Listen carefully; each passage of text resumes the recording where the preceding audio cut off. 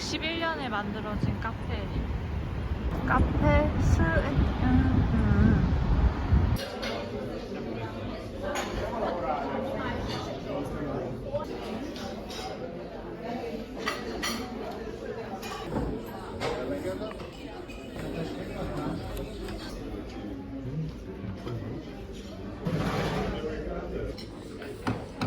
이거 하나랑 그다음에 커피를 시켰습니다.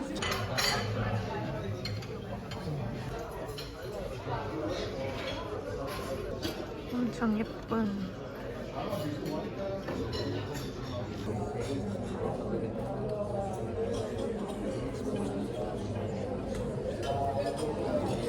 여기 커피는 좀 맛있다. 열커피 진짜 맛있네. 다른 데보다 거기 베멜 장어 이런 데보다 더 맛있다. 여기는 왜 3대 카페가 되지 못했지?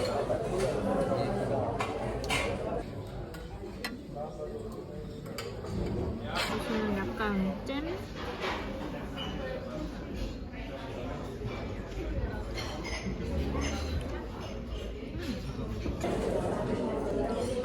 베멜 갔다 온 게 일주일이 됐어. 모든 선택이 쉬워져.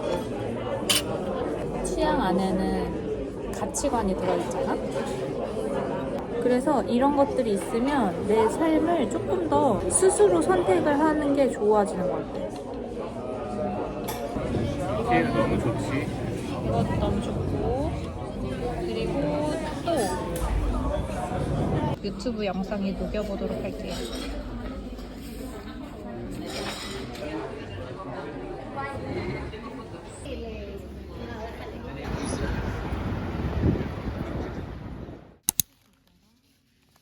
가장 뻔한 이야기지만 어려운 것, 운동 습관화하기로 정해봤는데요.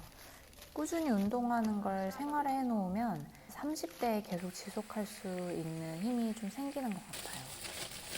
회사 생활을 하면 생각보다 운동을 꾸준히 하는 게 어렵고 체력도 많이 필요로 하기 때문에 20대에 운동을 습관으로 만들어 놓으면 좋을 것 같더라고요. 다양한 운동을 해보면서 나한테 맞는 운동도 찾고 근육도 키우고 운동을 하며 느끼는 즐거움을 찾아보시는 것을 추천드립니다. 저는 20대에 다양한 운동을 했었는데 근육이 막 엄청 멋지게 크게 자라진 않았지만 그 경험들이 30대에도 운동을 지속할 수 있게 해주는 갓생력을 좀 키워준 것 같아요. 두 번째는 경제 공부 습관화하기.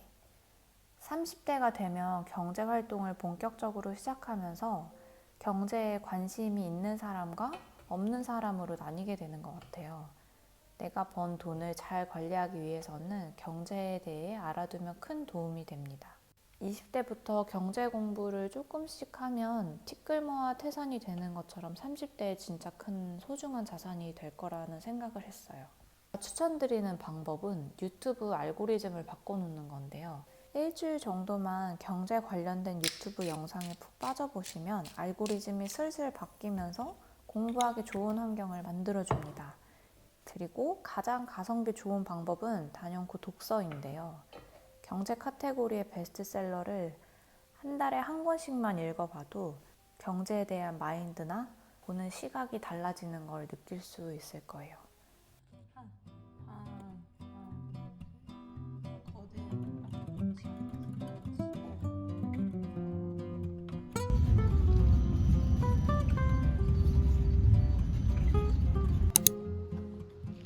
세 번째는 여러 지역 다녀보며 지역 특성 파악하기로 정해보았습니다. 30대에 하는 가장 큰 고민 중에 하나가 어디에 살지, 내 집 마련은 어떻게 할지와 같은 부동산 관련 고민이었던 것 같아요. 저는 30대가 되어서 부동산 공부를 시작했는데 그때 서울 지역을 잘 몰라서 임장 다니느라 많은 시간을 쓴 것 같아요. 20대에 조금 더 다양한 지역으로 놀러 다니고 놀러 간 김에 동네 분위기나 성격에 대해서 한 번 더 생각해 봤으면 더 도움이 많이 됐을 것 같다는 생각을 했습니다. 나는 어느 동네의 분위기가 좋은지, 왜 그 동네가 좋게 느껴졌는지, 앞으로 내가 살고 싶은 동네는 어느 곳인지, 놀러 다니면서 부담 없이 생각해 보는 거예요. 부동산 공부를 할 때 이 과정을 분위기 임장이라고 했었는데 그 지역에 어떤 상권이 발달해 있고 학원가가 많은지, 주거시설이 잘 돼 있는지, 편의시설은 어떤 느낌인지, 그 지역에 가면 그 지역이 풍기는 분위기라는 게 있잖아요. 그런 것들을 놀러 다니면서 부담 없이 느껴보는 거예요. 이게 부동산 공부할 때 많은 도움이 될 것 같습니다. 미국 주식 적립식 투자하기로 정해봤는데요. 투자나 재테크 방법은 사실 너무 다양해서 직접 공부해보고 다 해보면 좋겠지만 저는 괜찮은 미국 주식에 적립식으로 투자하는 걸 가장 추천드려요. 그 이유는 부동산과 다르게 되게 적은 소액으로도 할 수 있고 우선 투자를 해놓으면 조금 더 글로벌 경제에 관심을 갖게 되더라고요. 무엇보다 20대에 저축과 재테크를 시작한다면 시간이 지날수록 늘어나는 그 복리의 마법을 직접 경험하시게 될 거예요. 저는 예적금, 한국, 미국 주식, 해외 펀드, 금, 채권, 코인 투자 모두 20대에 시작을 했는데 그 경험을 통해 저에게 맞는 투자 방법을 알아가고 돈 모으는 재미도 느꼈던 것 같아요. 제 생각에는 20대에는 꾸준하게 상승하는 좀 장기적으로 투자하기 좋은 주식에 투자하는 거를 추천드립니다. 길게 봤을 때 우상향하는 주식들이 있잖아요. 그런 것들을 찾아보면서 조금씩 투자를 해보는 거예요. 저는 처음에 주식 종목을 고민했을 때 사람들이 많이 사는 주식을 투자했어요. 많이 산다는 건 더 안전하고 더 좋다는 이야기 아닐까? 그런 되게 심플한 생각으로 유튜브에 적립식 투자하기 좋은 미국 주식 이런 식으로 검색을 해서 공통적으로 나오는 항목들이 있더라고요. 그런 것들을 조금씩 사서 경험을 해보는 거예요. 100만 원 할 거를 10만 원만 해보고 1000만 원 할 거를 100만 원만 해보고 조금씩 돈을 모아서 그 돈을 키워나가는 거죠. 그리고 5번째는 취향 찾기. 나의 취향을 잘 알고 있으면 되게 많은 선택이 쉬워지는 것 같아요. 취향 안에는 내가 원하는 나의 분위기, 가치관까지 반영이 되어 있는데 취향이 뚜렷할 경우에는 선택을 할 때 그 기준이 조금 더 명확해지기 때문에 훨씬 편해지더라고요. 저는 20대보다 30대의 저의 취향에 대해 조금 더 명확히 알게 되었는데 그 이후로는 저만의 기준이 좀 더 뚜렷해져서 다른 사람의 선택에 영향을 받기보다는 스스로 생각하고 선택하는 게 좀 더 수월해졌습니다. 나의 취향이 뭔지 모르겠다면 내가 좋아하는 식당, 영화, 음악, 내가 만나는 사람들, 좋아하는 옷, 좋아하는 색깔, 좋아하는 느낌, 좋아하는 냄새, 사소한 것부터 들여다보시는 걸 추천드려요. 취향 무드보드를 만들어 보는 것도 도움이 되고 비전보드 만들기도 도움이 되는데 비전보드 만드는 컨텐츠도 만들어 보겠습니다.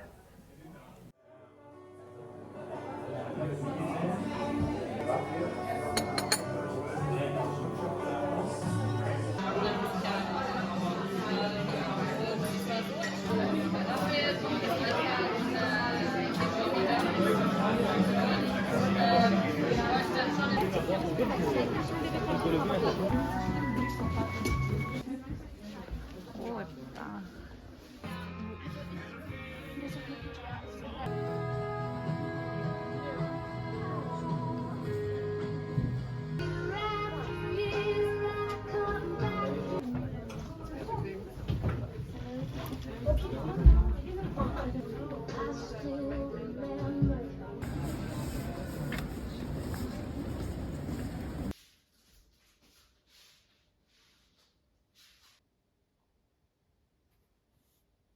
오늘은 이 새로 산 바지랑 그다음에 요 집업을 입을 예정인데 화면보다는 조금 더 톤 다운된 먹색에 가까운 네이비 컬러예요.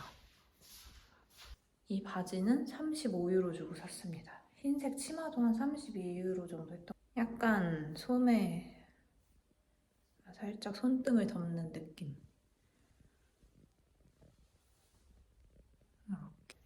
요거는 새로 산 치마. 요거 조금 긴 기장인데 봄부터 입으면 예쁘겠죠? 하지만 겨울부터 입을 겁니다. 이게 그 조그마한 무인데 맛이 무랑 똑같거든요? 근데 이렇게 샐러드에 넣어서 먹으면 맛있다고 해가지고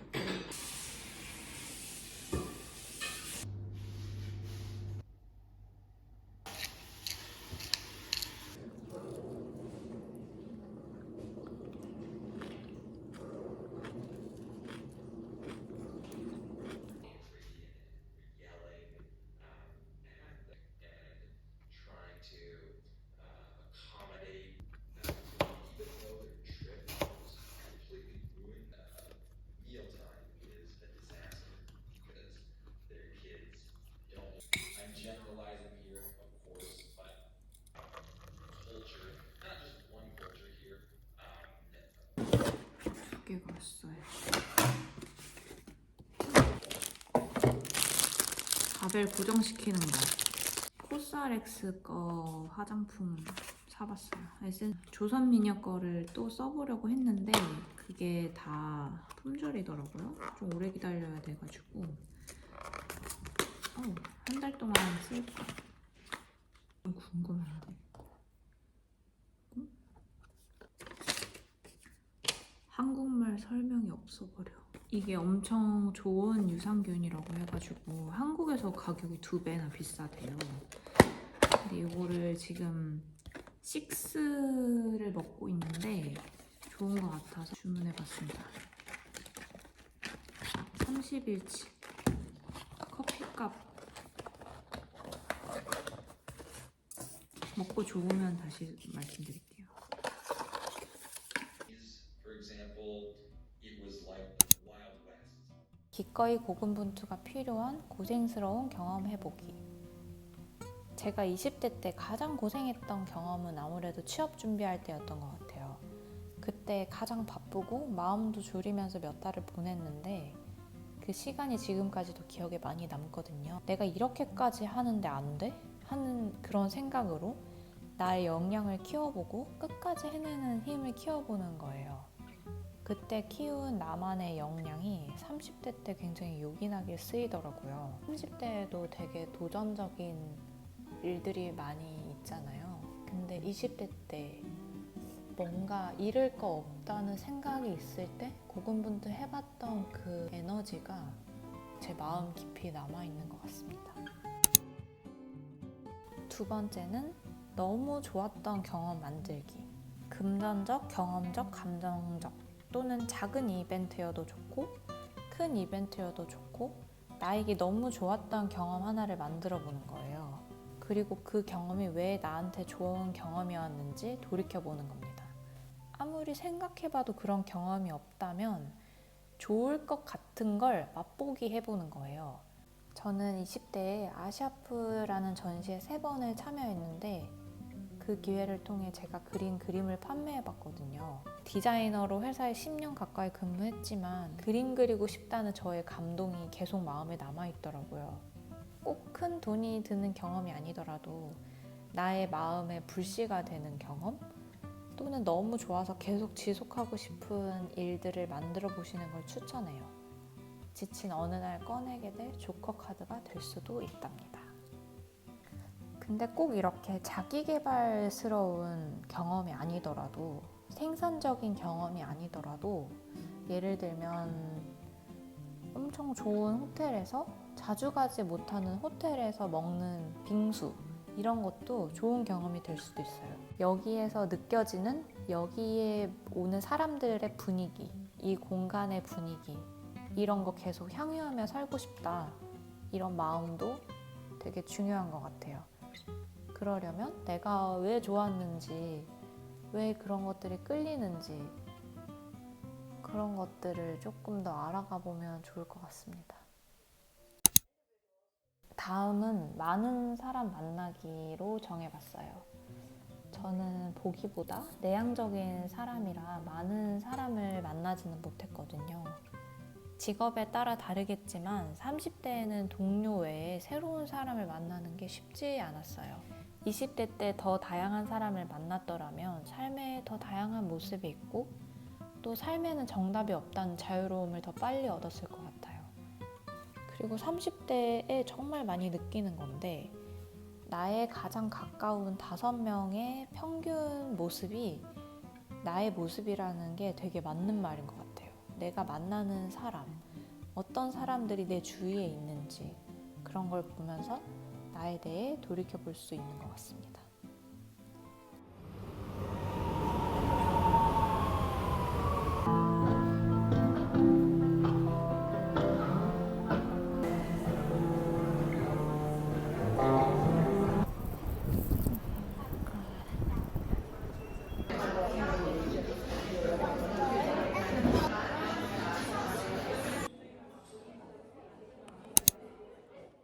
(4번은) 강점과 단점 알기. 결코 쉬운 일은 아니지만 나의 강점과 단점을 알면 앞으로 내가 해야 할 것들에 대해 더 뚜렷하게 보이는 것 같아요.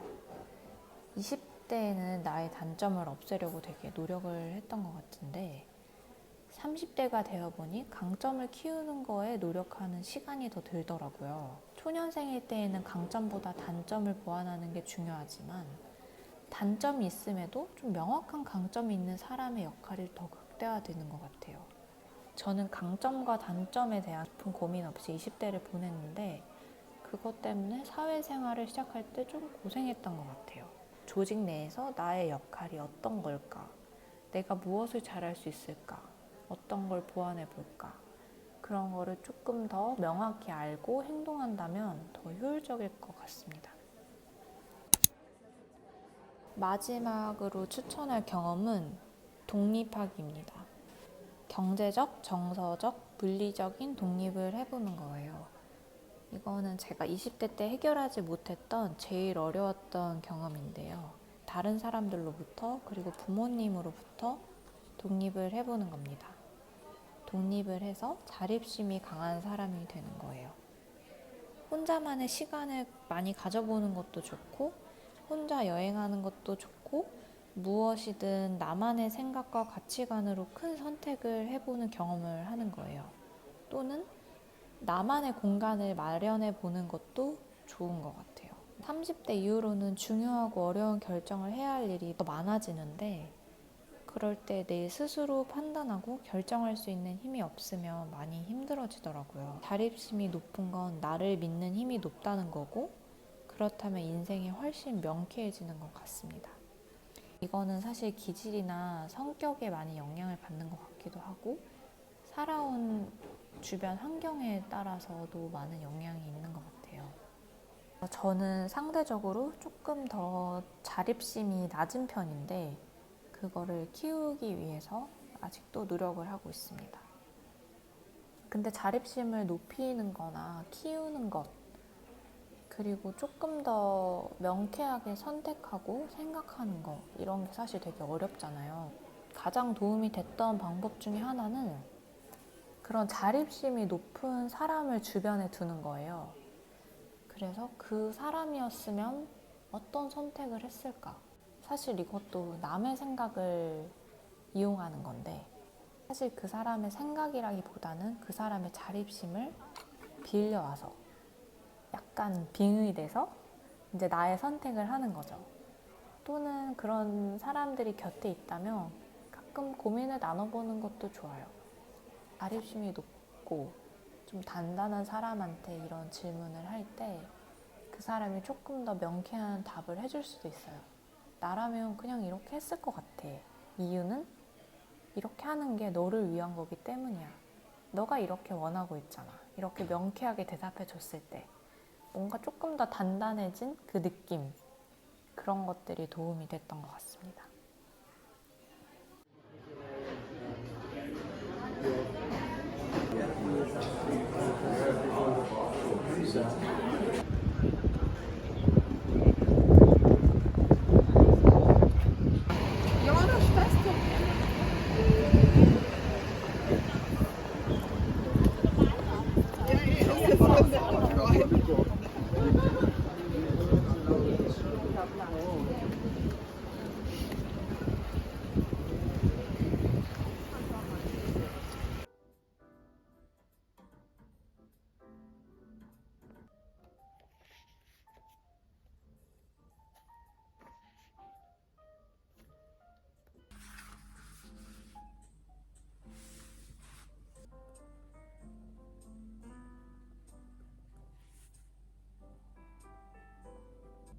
20대에서 30대로 넘어가기 전에 글을 쓰면서 정리해보면 좋을 것 같은 주제를 좀 적어봤거든요.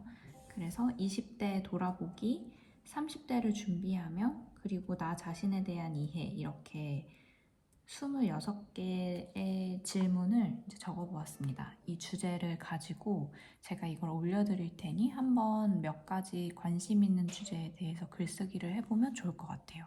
제가 29살, 28살로 돌아가면 이거를 써보고 이제 나에 대해서 조금 더 이해하고 30대를 잘 준비해 볼 것 같습니다.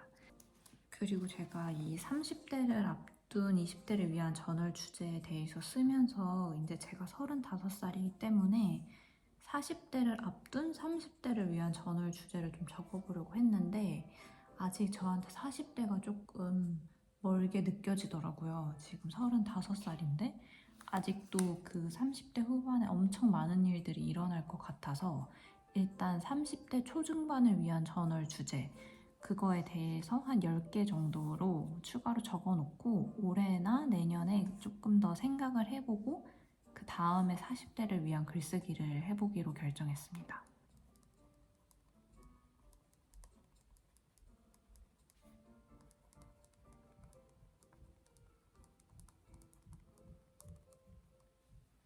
이 30대 초중반을 위한 저널 주제는 좀 삶을 깊이 돌아볼 수 있는 질문들인 것 같아서 이거는 꼭 30대 초중반이 아니더라도 같이 적어보면 좋을 것 같아요.